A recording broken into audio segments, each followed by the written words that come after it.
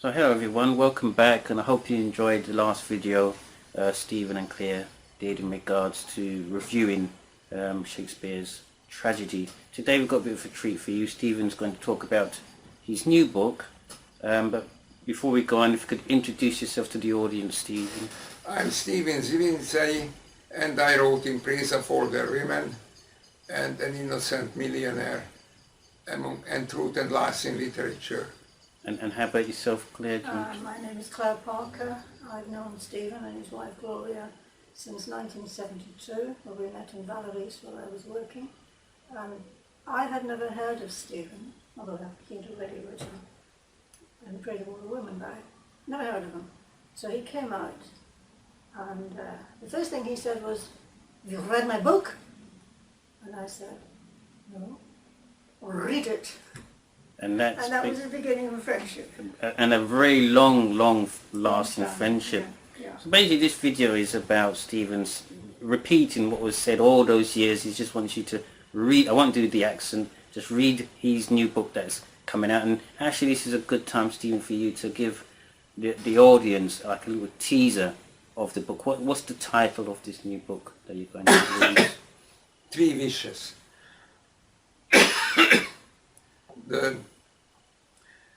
I got the inspiration in Barbados, where I spent the winter, the year the comet, we had the comet, I think it's 2004, and the skies are very clear, and there is also an observatory in Barbados, and we could see the comet for hours, and in a clear sky, a clear dark sky, to see the comet was incredible, and it was such a great experience that it stayed with me, and I became very interested in space. And as a writer, I always try to get a new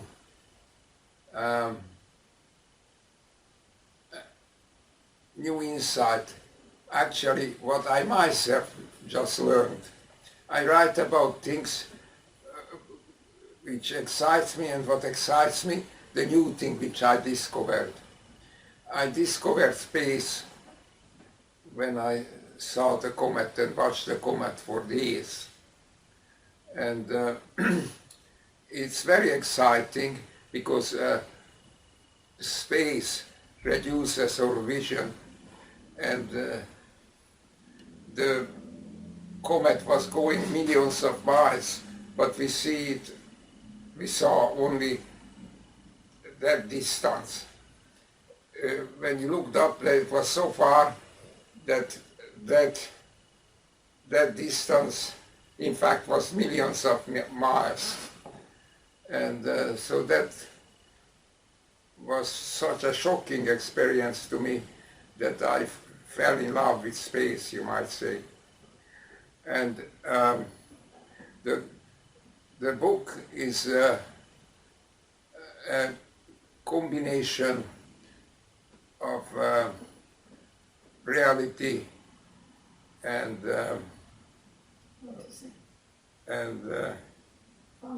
fantasy.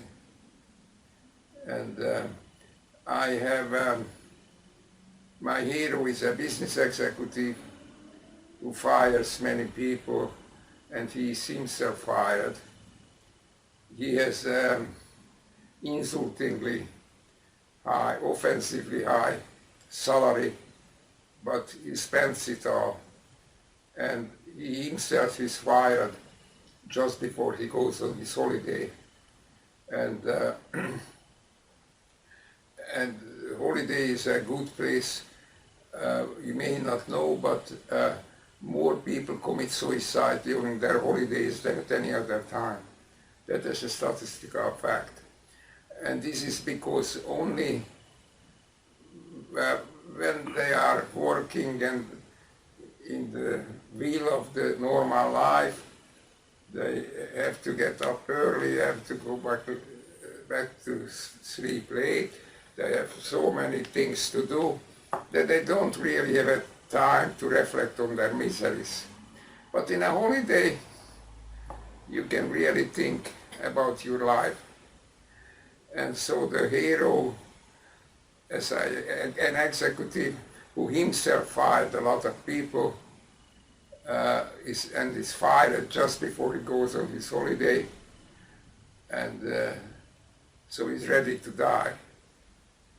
And he decides to drown himself, but a kid from outer space who traveled with the comet comes,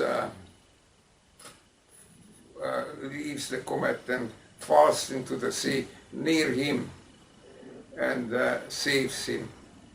And this elderly executive comes out of the sea as a young man, but with an old man's brain.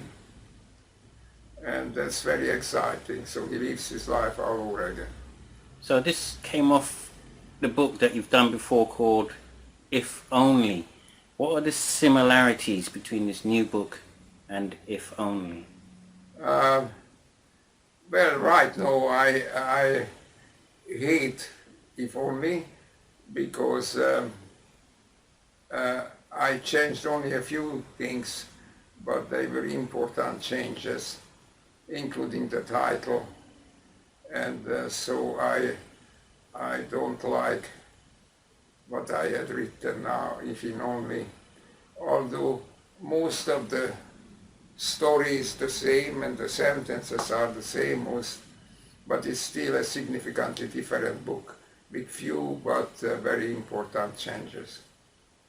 And you mentioned, I think we had a discussion a while ago, that you saw something on YouTube that actually pleased you when you watched it. What was it that you saw on YouTube the other day in regards to the book, If Only? Sorry, You saw on YouTube the other day in regards to If Only. I think someone was reading your novel, one of the chapters. Tom Barnard, a writer, has a brilliant reading of a chapter called Lady Margaret. And if you never heard of the book, reading a whole book is a risky thing. You have many things to do. I would recommend that you read this chapter, and from that chapter which is reading, you will be able to decide whether you are interested in it or not.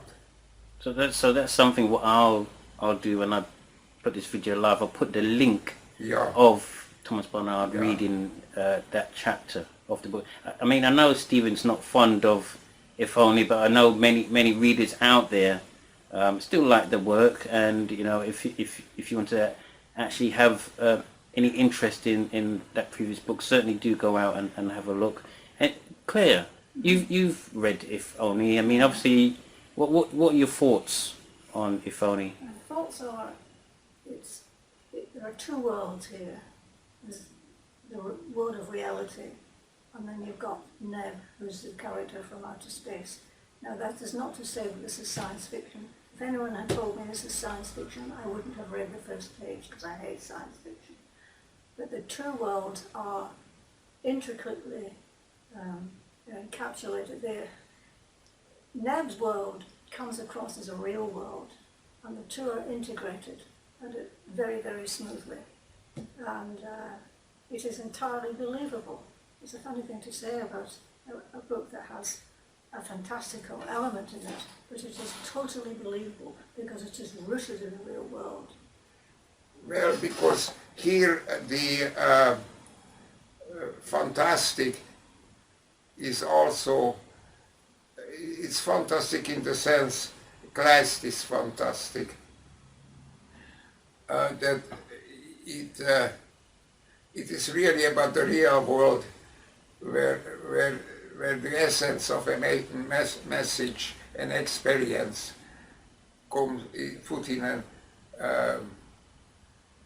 an imaginary setting, which in one way makes it easier to follow. And somebody wrote about If Only, that it reminds them of Bulgakov, Master and Margarita. And well, that helped me to rewrite the book because I wanted to be worthy and equal Master and Margarita, which is a great book, incidentally, a great Russian classic. So I've noticed also you've brought some quotes along on in front, and I want to ask, like, what sort of quotes? I mean, why did you choose those quotes to go on the back of the book? Why are those quotes important? And this is for the book. Give people a flavor of what the book is about. So okay, give us. Well, one is miracles are always overdue. Yes. We all believe. Well, we all believe in miracles because we need them. And it would be nice to have miracles.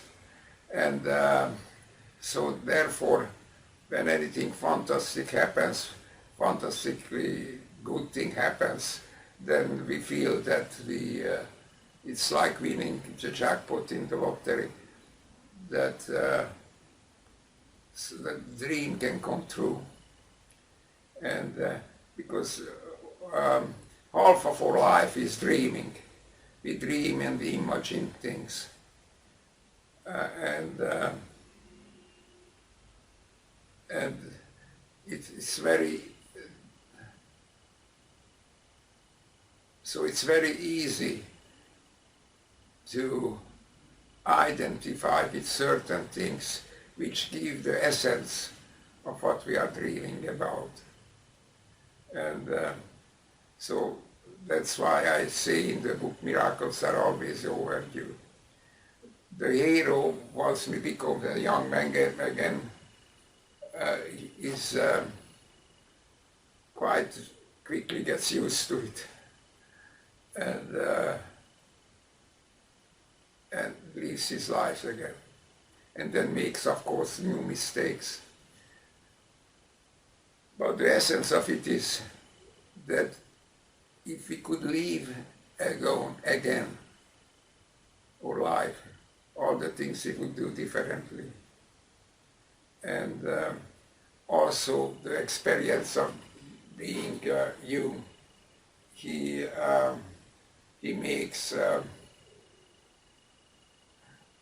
very rich man younger because thanks to the space he can do things with his hands, and yes, magic hands, and he makes him like the rich man young for a lot of money. So let's almost wrap up the interview. If anyone goes out and decides to buy the book, and I hope people do, once they finish that book, what do you think they can take away from the new book, Three Wishes? What do you think, what do you hope that they take away into the book? That's the word, hope. Hope. So I've said it myself, really. Yeah. So any last words before we wrap up the interviews in regards to the new book? I mean, anything you want to say to your audience? Well, I think the wishes, well, writing is about, I don't want to be peculiar and standing away from, I like, as a writer, I want to write for people who are like me and for my audience. And I think my readers are people who think about what it would be like if they could relive their life in a different way. If they knew as grown-ups what they learned or they experienced. So it is really the experience of being able to use your experiences. And that is the most exciting thing. I spend most of my life, I am told, by crying over spilled milks and counting my Sorrows. my hopes, and which is a very bad day to live, but very helpful to a writer, because that way you find, you learn about your own stupidity. And so this is one of the themes of the book, which comes through. You learn from your own stupidity. Well, okay, this is going to be, hopefully those, if you can buy Three Wishes, and where can they buy this from? Where would they be able to get hold of the book? Will it be on Amazon or?